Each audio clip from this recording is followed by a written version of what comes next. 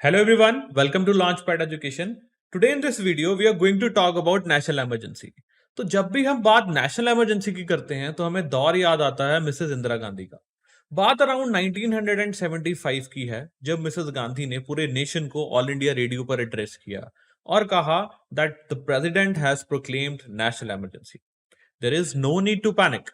और इतने शब्द बोल के उसके बाद नेक्स्ट 2 दिन के लिए पूरी दिल्ली में पावर कट्स लगे।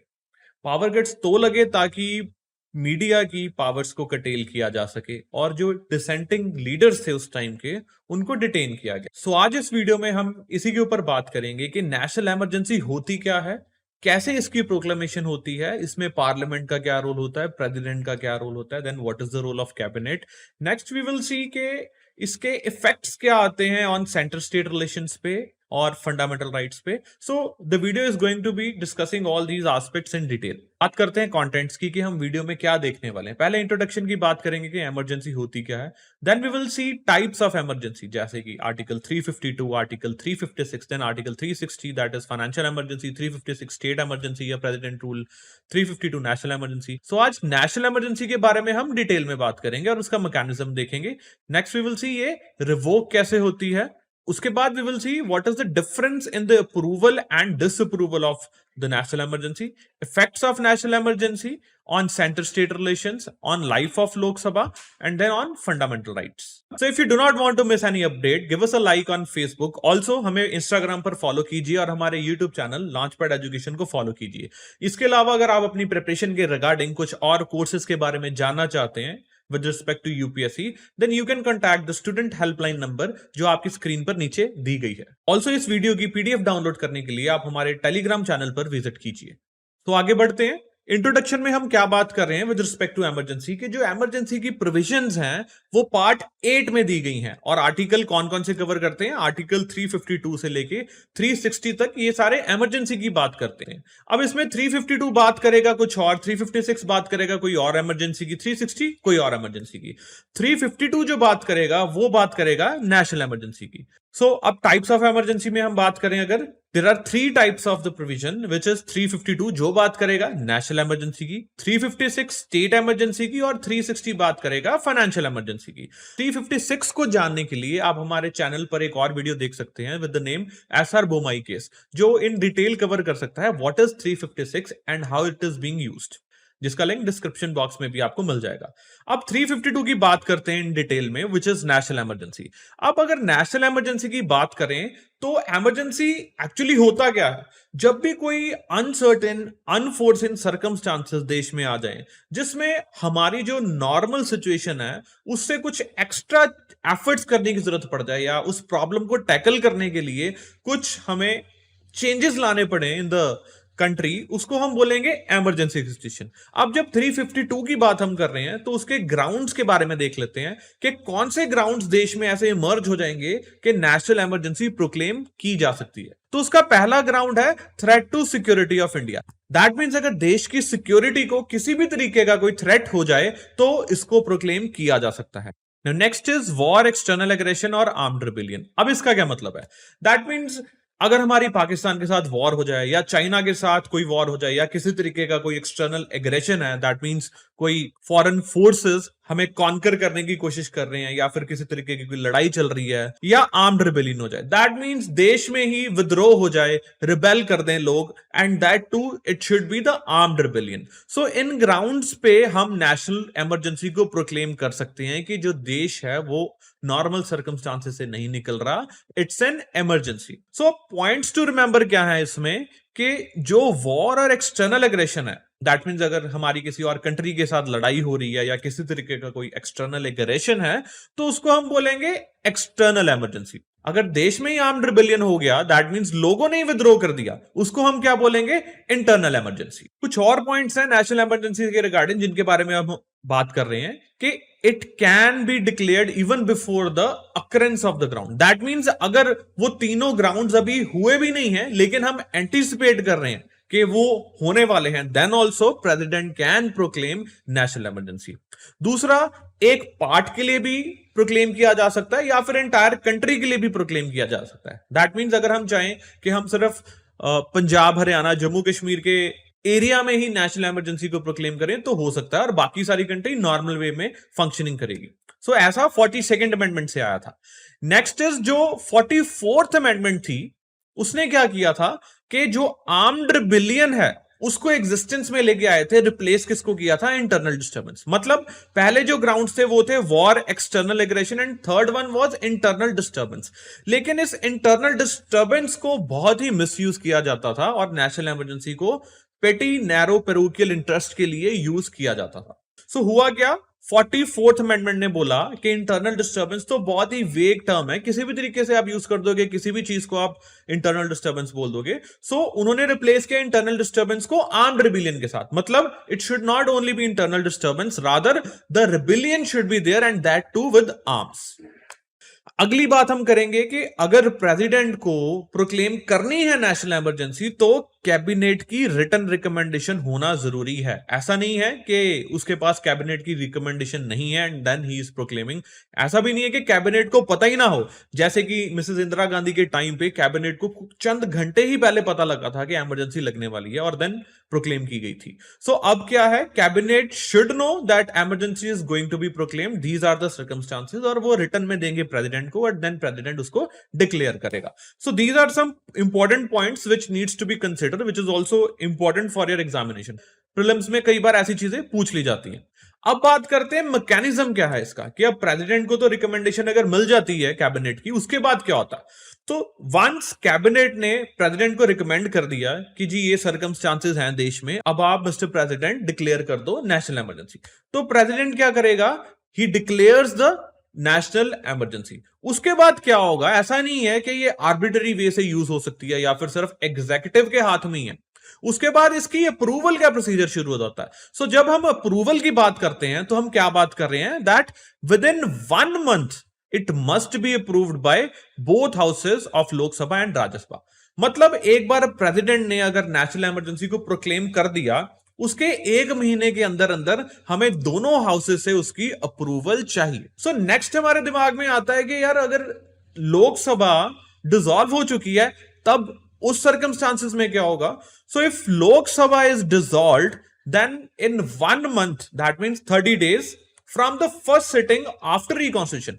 मतलब अगर लोकसभा डिसॉल्व हो गई है, what we need to do, हमें क्या करना है कि जब लोकसभा दोबारा रिकॉन्स्टिट्यूट हो तो 1 महीने के अंदर अंदर उससे अप्रूवल करनी है, provided in the mean time Rajya Sabha उसको अप्रूव कर दे। अब नेक्स्ट क्या है? अगर तो दोनों हाउसेज अप्रूव कर देते हैं, प्रेसिडेंट ने प्रोक्लेम भी कर दी, कैबिनेट रिकमेंड किया, प्रेसिडेंट ने प्रोक्लेम कर दी, दोनों हाउसेस ने अप्रूव भी कर दी, अब क्या होगा? मतलब उसकी लाइफ क्या होगी इमरजेंसी की? It continues for 6 months. 6 months के लिए वो कंटिन्यू करेगी, लेकिन एक्सटेंड की जा सकती है इनडेफिनेट टाइम पीरियड के लिए। मतलब एक बार इमरजेंसी लगा दी, अगर आप 6 मंथ्स के बाद उसको दोबारा अप्रूवल ले रहे हो तो कितनी भी देर के लिए आप उसको एक्सटेंड कर सकते हो। अब हम बात करेंगे कि कितनी मेजोरिटी चाहिए उस इमरजेंसी को अप्रूव करवाने के लिए from Lok Sabha and Rajya Sabha. So majority which is required is special majority, that is 2/3 of the present and voting plus majority of the total membership. मतलब टोटल मेंबरशिप वाज 90, तो 90 का मेजोरिटी क्या हो जाएगा? 46। सो 46 मेंबर्स की हमें यस चाहिए plus 2/3 of the present and voting. This is the majority required, that is special majority. अब देखते हैं कि इमरजेंसी अप्रूव भी होगी, लग भी गई, उसके बाद अगर उसकी रिवोकेशन करनी है, उसको रिवोक करना है, तो उसका क्या प्रोसीजर है? अब सिंस प्रेसिडेंट ने लगाई है तो प्रेसिडेंट उसको रिवोक भी कर सकता है। So by president through revocation proclamation. उसके लिए कोई पार्लियामेंट्री अप्रूवल की रिक्वायरमेंट नहीं है। अगर प्रेसिडेंट चाहे, कैबिनेट चाहे, तो वो क्या करेगी? प्रेसिडेंट को बोलेगी कि इसको रिवोक कर दो, तो वो इमरजेंसी को रिवोक कर देंगे and the emergency cease to exist. अब नाउ लेट्स से प्रेसिडेंट उसको रिवोक नहीं कर रहा है या कैबिनेट नहीं चाहती है, देन ऑल्सो रिवोकेशन हो सकती है, पर वो कैसे होगी? Through action of Lok Sabha. उसमें क्या होगा? लोकसभा अब रेजोल्यूशन पास करेगी disapproving the national emergency and that too with simple majority. मतलब लेट्स से कोई मॉडिफाइड इंटेंशंस हो जाती है कैबिनेट की, हम इमरजेंसी को रिवोक नहीं करेंगे और प्रेसिडेंट भी नहीं कर रहा है, तो लोकसभा क्या करेगी? एक रेजोल्यूशन पास करेगी और वो रेजोल्यूशन को सिर्फ सिंपल मेजोरिटी चाहिए होगी और उससे जो इमरजेंसी है वो रिवोक कर दी जाएगी। तो Lok Sabha passes resolution to disapprove it with simple majority. 1/10 of the Lok Sabha members given written to speaker to hold special sitting within 14 days to consider it. So अब डिफरेंस क्या है अप्रूवल और disapproval में? जब तो हमने अप्रूवल की बात की थी उस टाइम अगर आपको याद हो तो लोकसभा भी इन्वॉल्व थी और राज्यसभा भी इन्वॉल्व थी, दोनों स्पेशल मेजोरिटी से उसको अप्रूव करते थे जब प्रेसिडेंट प्रोक्लेम कर देता था उसके बाद। लेकिन अगर डिसअप्रूवल की बात करें तो उसमें हमने क्या देखा कि राज्यसभा का कोई रोल नहीं है, सिर्फ लोकसभा का रोल है, and that too simple majority and not special. So this is the difference between approval and disapproval. अब देखते हैं इसके इफेक्ट्स क्या आते हैं इमरजेंसी के। तो जब हमने बात की थी कि अब ये नॉर्मल सर्कमस्टांसेस तो है नहीं, तो सिंस ये इमरजेंसी है तो इसका इफेक्ट क्या आ रहा है? तो पहले इफेक्ट की बात करेंगे सेंटर स्टेट रिलेशंस पे, फिर देखेंगे लाइफ ऑफ लोकसभा और स्टेट लेजिस्लेचर पे क्या इफेक्ट होता है। दैट मींस अगर नॉर्मल सर्कमस्टांसेस में लोकसभा की लाइफ 5 साल की होती है, तो जब इमरजेंसी आ जाएगी तो उसकी लाइफ पे क्या इफेक्ट पड़ेगा। उसके बाद हम देखेंगे फंडामेंटल राइट्स, जो कि बहुत इंपॉर्टेंट है। दैट मींस एक बार इमरजेंसी प्रोक्लेम कर देगी तो क्या जो फंडामेंटल राइट्स एनश्राइंड है इंडियन कॉन्स्टिट्यूशन में, हम इमरजेंसी में भी उनको वैसे ही इंजॉय करेंगे कि उनपे किसी तरीके का कोई रिस्ट्रिक्शन लगाई जाएगी? उसी के बारे में हम डिस्कशन करेंगे।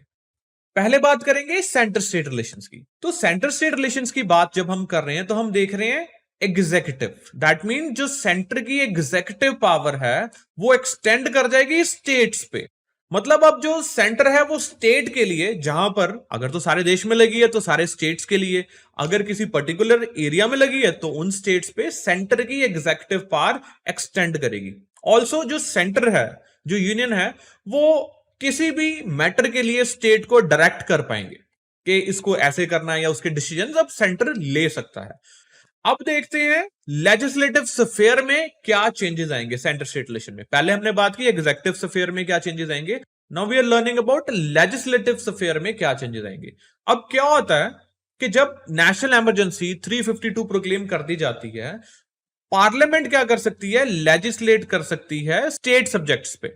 आइडली क्या होता है, ideally even normal circumstances are there, emergency नहीं है तो स्टेट के पास अपनी लिस्ट है, सेंटर के पास अपनी लिस्ट है जिसके मैटर्स पे वो लॉ मेकिंग करते हैं, and it goes pretty fine. लेकिन जब इमरजेंसी आ जाती है ना, तब पार्लियामेंट के पास पावर आ जाती है। कैसी पावर? कि वो स्टेट सब्जेक्ट्स के ऊपर भी लेजिस्लेट कर सकते हैं। तो this is what is article 250। अब ऐसा नहीं है कि स्टेट लेजिस्लेचर लॉ मेकिंग की पावर खो देते हैं, नहीं, उनकी भी पावर वहीं पर होती है, स्टेट लेजिस्लेचर की पावर भी इंटैक्ट होती है, दे आर नॉट सस्पेंडेड। लेकिन होता क्या है, एक तरह का यूनिटरी स्ट्रक्चर कन्वर्ट हो जाता है। दैट मींस सेंटर भी कर सकती है स्टेट लिस्ट के ऊपर लॉ मेकिंग। अब जो लॉज बनाए जाते हैं, they operate for 6 months after the expiry of emergency. मतलब जो भी इमरजेंसी के दरमियान लॉ मेकिंग की जाएगी वो 6 months के लिए ही रहेगी after the expiry of the emergency.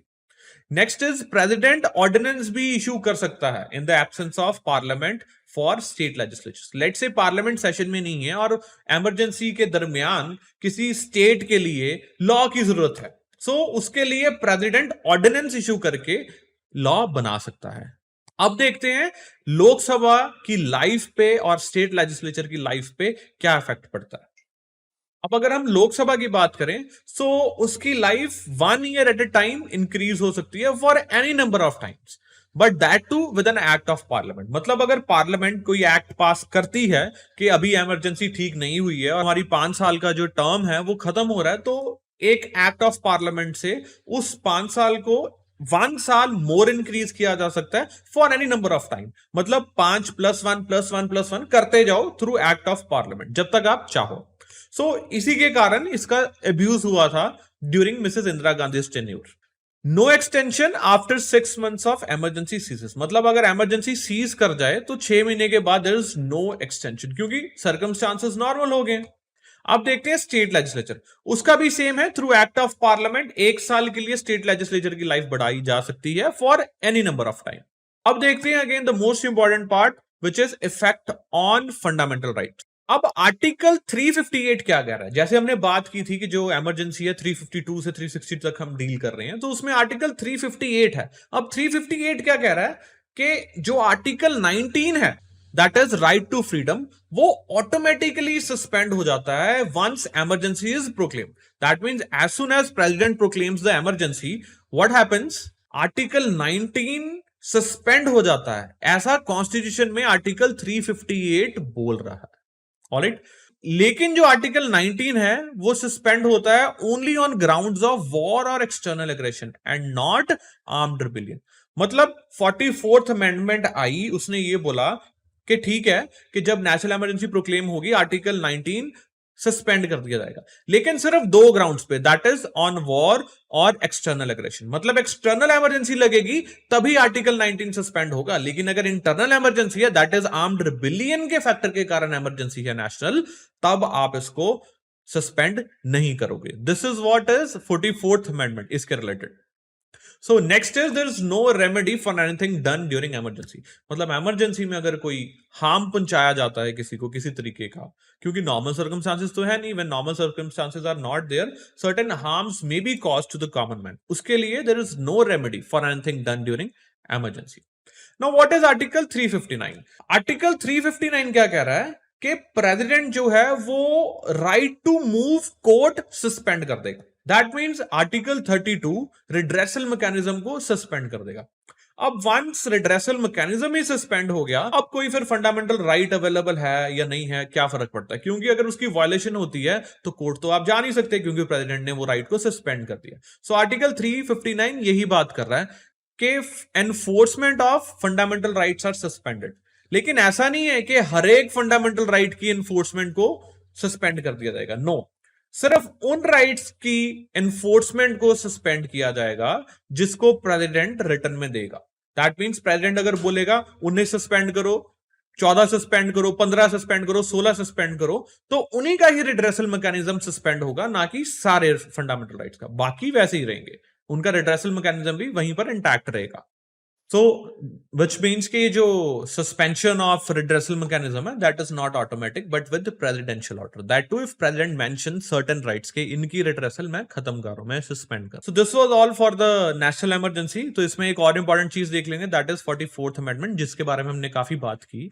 So 44th amendment ने क्या किया था? उसने बोला था कि आर्टिकल 20 और 21, that means right to life and liberty को सस्पेंड नहीं किया जाएगा when it comes to national emergency. मतलब नेशनल इमरजेंसी चाहे लगी, चाहे एक्सटर्नल है चाहे इंटरनल है, 20 आर्टिकल और 21 आर्टिकल को सस्पेंड किसी भी केस में नहीं किया जा सकता, ना उसका रिड्रेसल मैकेनिज्म, ना वो फंडामेंटल राइट। और क्या बोला 44th अमेंडमेंट ने कि special majority is required to pass 352, जिसके बारे में हमने पढ़ा था कि लोकसभा और राज्यसभा को इमरजेंसी को अप्रूव करने के लिए स्पेशल मेजोरिटी के थ्रू पास करना पड़ेगा। उसके लिए स्पेशल मेजोरिटी का प्रोविजन आया था 44th अमेंडमेंट में। तीसरा जो वर्ड था इंटरनल डिस्टर्बेंस, उसको चेंज कर दिया गया था आर्म्ड रिबेलियन, ये भी हमने इसमें देखा था। So guys, this was all about national emergency, which is very important topic both for prelims and mains. ऐसे ही और टॉपिक्स की नॉलेज लेने के लिए आप हमारे YouTube चैनल को सब्सक्राइब कीजिए। ऑल्सो हमारे टेलीग्राम चैनल पर विजिट कीजिए, जहां पर आपको इसकी PDF भी मिल जाएगी। I hope you like the video. Thank you so much.